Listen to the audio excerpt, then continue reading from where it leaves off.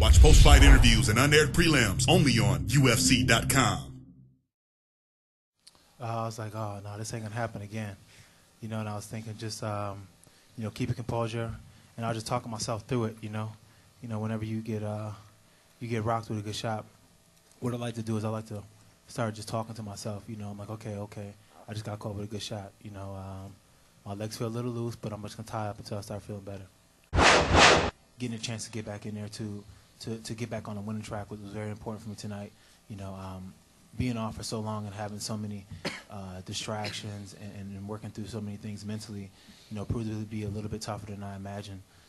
But coming in here and fighting and sticking to the game plan and getting a good win over a good solid opponent under my belt tonight was a big step in the right direction for me.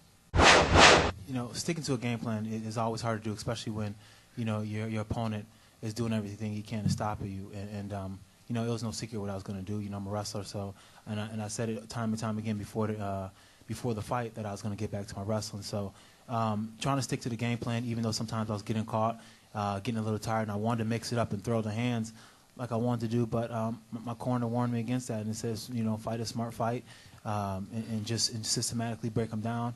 And take advantages when you can get the advantages, but at the most part, don't get into those battles where it's Russian roulette and whoever lands the first punch, you know, is going to win.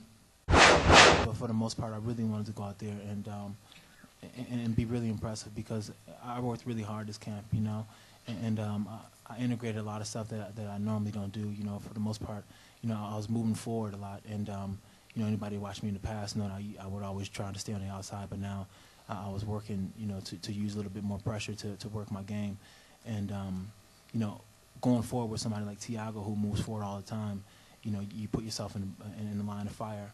But I went against, you know, my initial thing to kind of use my feet a little bit more, and I went forward. And it's hard to stick to the game plan and do things when you're used to doing things one way.